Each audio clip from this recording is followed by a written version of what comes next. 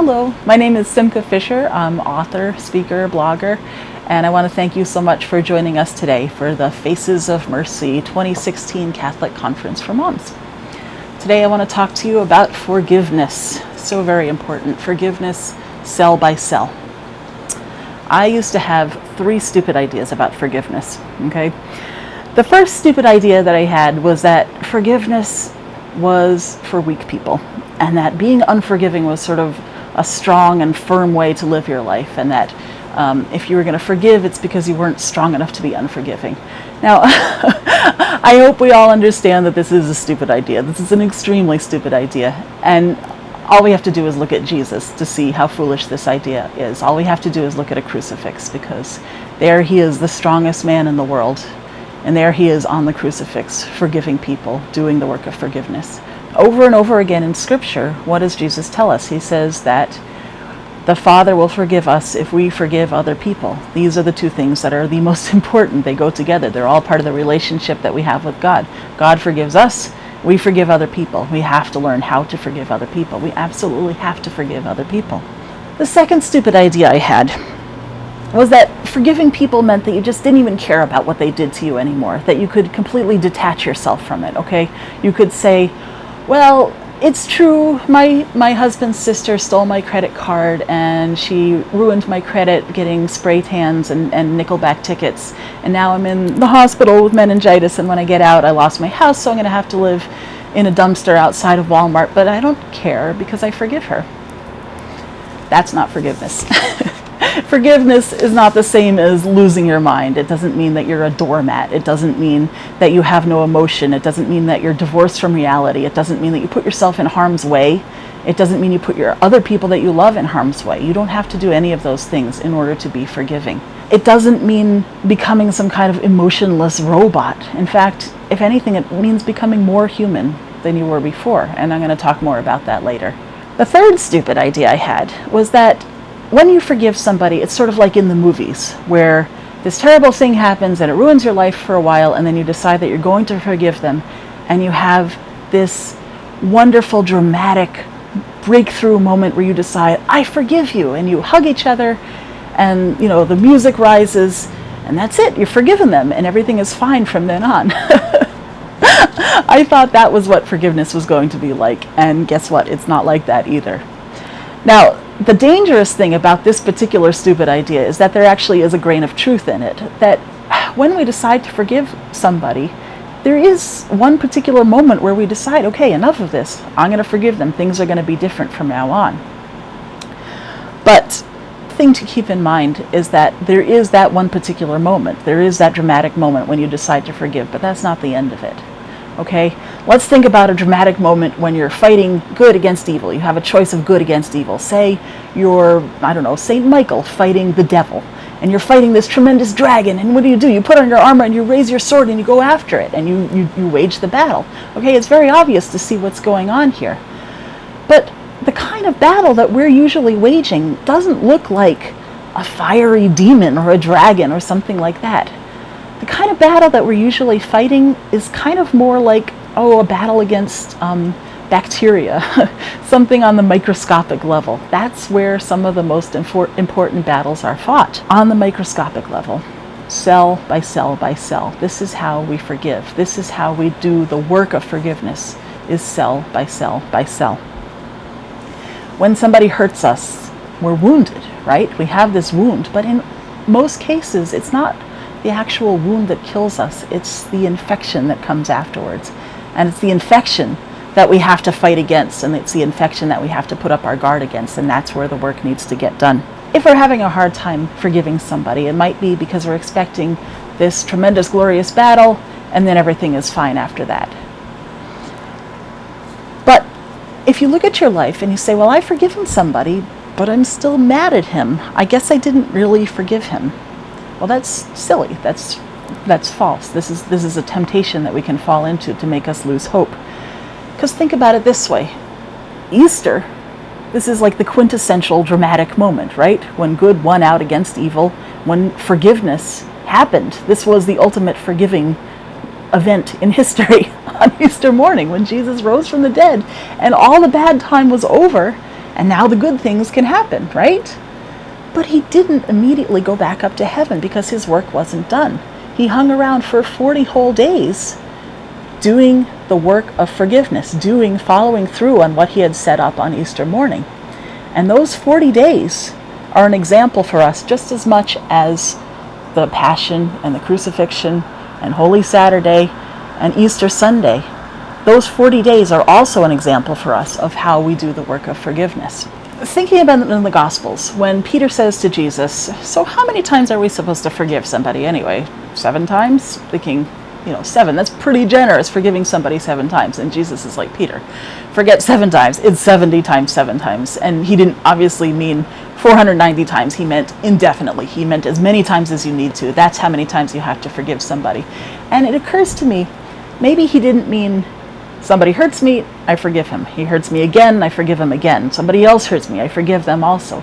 Maybe he meant somebody hurts me and I forgive him, and I forgive him, and I forgive him, and I forgive him, and I forgive him over and over again, day by day by day, cell by cell by cell, because that is how the work of forgiveness is done, over and over and over again. It is a process. Forgiveness is a process. It is not a single event.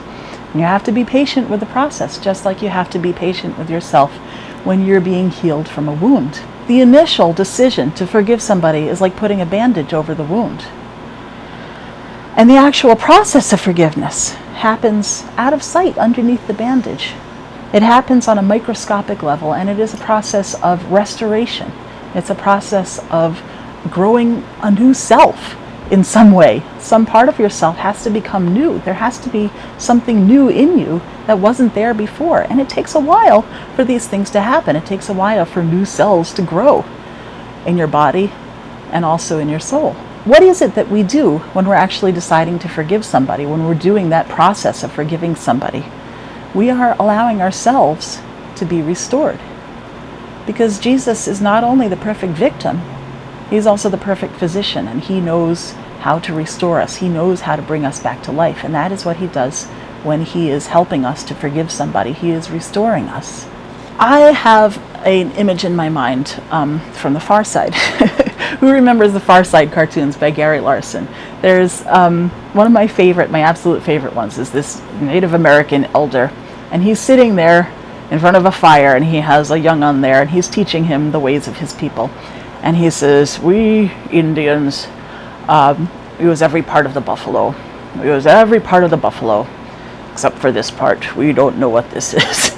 And he's holding up this hideous, squiggly, hairy, slimy, I think it has like an eyeball popping out of it, and it has these tentacles and these roots, and it's this disgusting, useless thing. And he's like, we don't know what to do with this. Okay? And I bring that to mind a lot because it's something. We all have things in our lives that we just don't know what to do with. We have no idea what to do with them, okay? And sometimes when somebody hurts us, that's exactly what it can be. It's this disgusting, useless, pointless, painful, awful-looking thing, and we just don't know what to do with it. But the good news is, being a Catholic means using every part of the buffalo. They used to teach us that in school. I don't know if it's really true or not, but that the Indians would use every part of the buffalo. And our lives being the buffalo, there is no part of our lives that we can't use, or at least there's no part of our life that isn't useful, okay? We can't necessarily use suffering ourselves because we're just not that good, okay? But what we can do is we can take this thing, this horrible, squiggly, slimy thing, and we can hand it over to God. There is a use for it if you take it and you give it to God. He can use it to restore you. For some reason, he wants it. Okay, we don't even have to understand why. We just have to remember to hand it over to him and have hope and have faith and have trust that God wants it, is grateful to us when we hand these things over to him, and can use it in some way, even if we don't understand it completely at first. A few years ago, I was really pushing hard to improve my prayer life, so I went to my priest and I said, how do I improve my prayer life? I said, I'm praying, I'm trying to pray every day, I'm trying to be faithful. And at some point, I always end up going, Hail Mary, full of grace, blah, blah, blah, blah, blah, blah, blah. At least I might as well be saying that. It felt like that's what I was saying. It felt like no matter how hard I tried, I would always lose track of what I was saying. I would always lose track of what I was doing when I was praying. And it was so important So I asked him, I said, what is the trick? What do I do? Do I say a different prayer? Can you recommend some kind of mental imagery? Can I, do I kneel? Do I stand? Do I stretch my arms out? What do I do? And he said, just keep coming back to it. And I was like, that's your advice? That's your advice? I just keep on coming back to it? You're such a holy man. You've been recommended to me. The only thing you can tell me is just to keep coming back to it. And he's like, yes, just keep coming back to it. We tend to think that if we're doing the right thing, that it ought to work right away.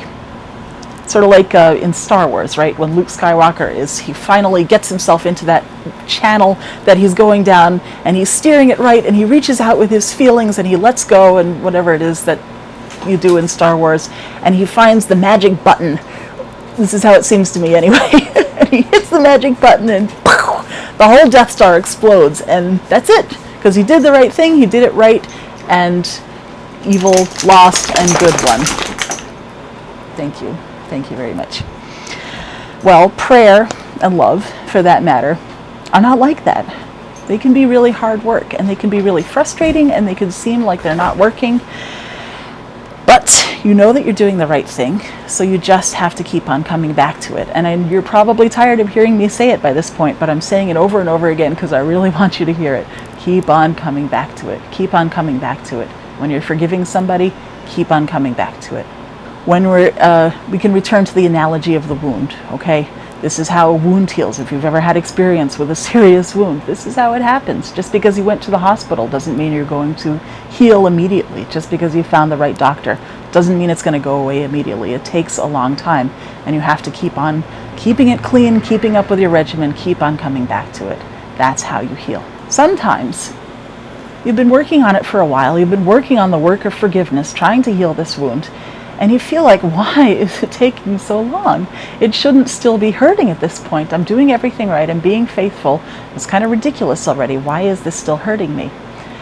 Now, I'm going to share with you something that I discovered about myself when I had this experience. I was having a really, really hard time forgiving something that had happened years ago.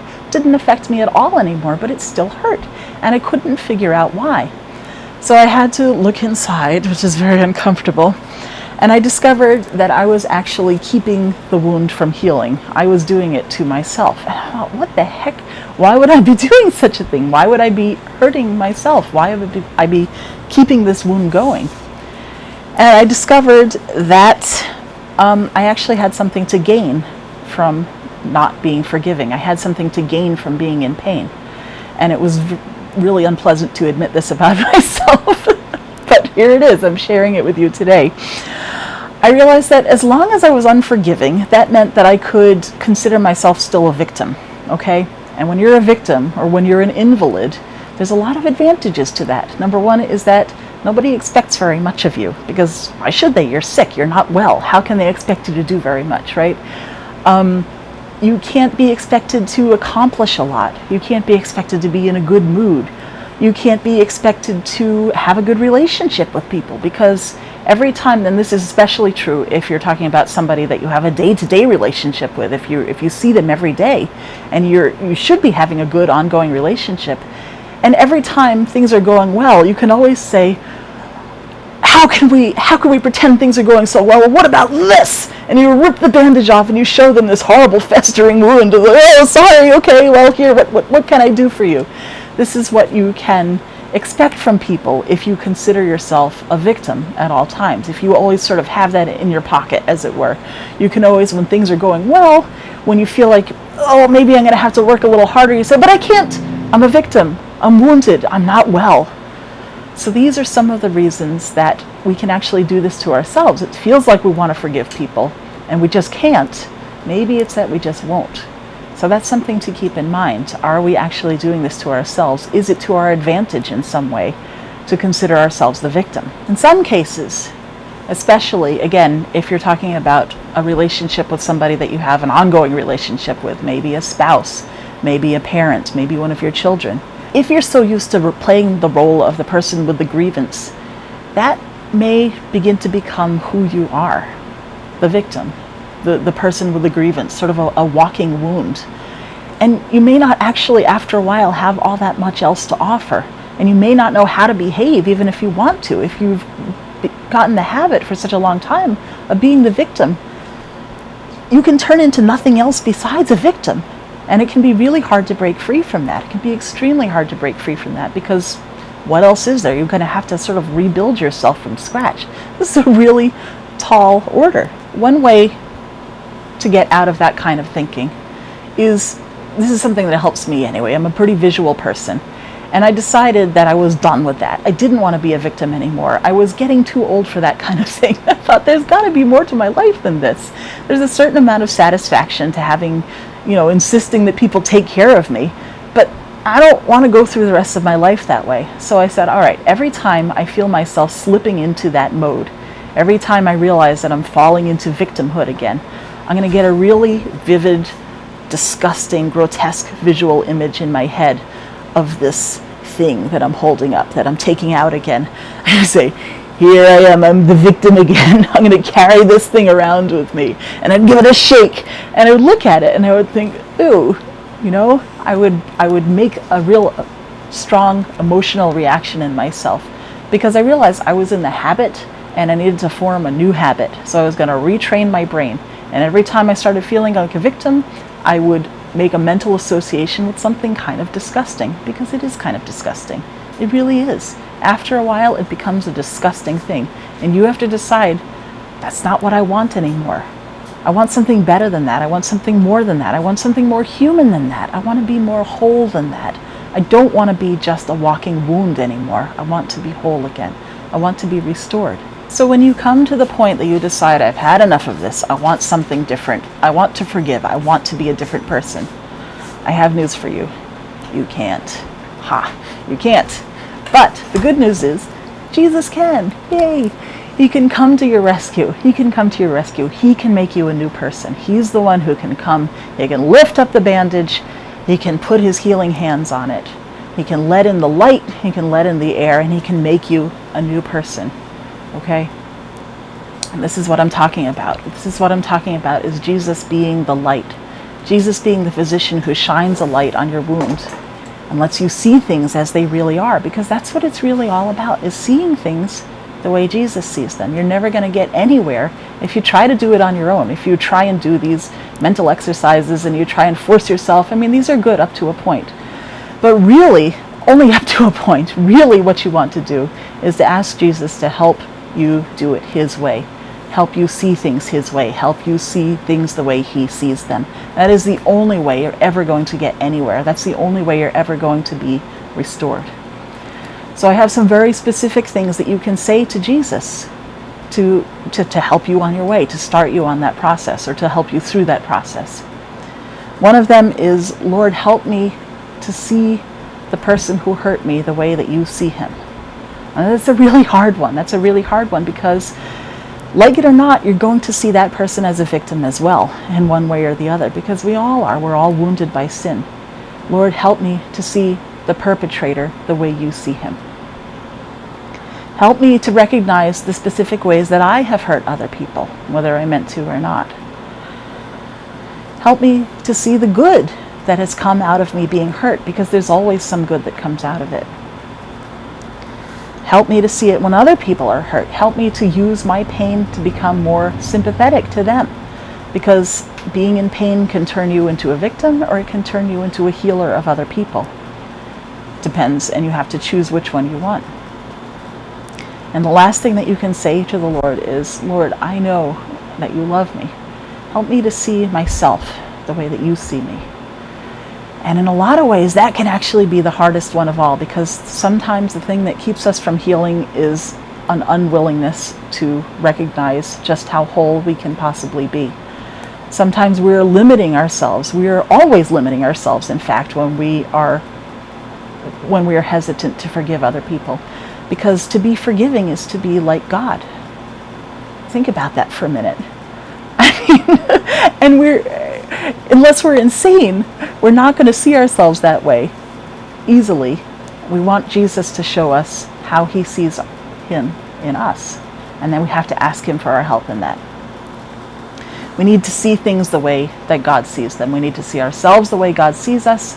We need to see the other person the way God sees him, and we need to see our woundedness the way God sees it. He doesn't see us as disgusting. He sees us as broken. He sees us as wounded, and he sees what we can be if we let him restore us. He sees the whole person that we need to be. He can see that because he's outside of time. He already sees what we can be, and we need to ask him to help us to see ourselves that way so that we can become that. And guess what? These are the prayers that you have to say over and over and over again, 7 times, 70 times, and then some. You have to say them over and over and over again. You have to work on that microscopic level so that you can become healed cell by cell by cell. If you keep on doing this, I have hope that one day you will look down at that wound. You'll say, hey, what about that wound that I used to have? And you'll poke it, you give it a little prod, and you'll feel, wow, it doesn't really hurt anymore. Maybe there's a mark on your skin, maybe there's a scar, maybe there's not. Maybe it's healed so completely that you're not even sure exactly where it was or what the big deal was in the first place. Because this is the power that Christ has. This is what he can do for us. You have to have hope. You have to believe, or you have to at least want to believe that Jesus can do this for you. You have to believe that he is the perfect victim, he is the perfect healer, and he can do these things for you. You have to believe that God can perform a little resurrection in your life, maybe even a transfiguration in your life when you can be made glorious like Jesus was on the mountaintop. In the meantime, you have to keep on coming back to it. You have to keep on praying that Jesus will restore you little by little by little. You have to have patience, cell by cell by cell. This is how forgiveness comes. So thank you so much for being with us here today. Thank you so much. And I want to tell you that I am praying for everybody, because the one thing that I know is that women need to stick together, and we absolutely all need to pray for each other. We need to pray for our wholeness. We're very broken as a society, and we need to pray for each other. So I promise that I will pray for all of you, for everybody who is listening to my talk today. And thank you so much for spending the time with me.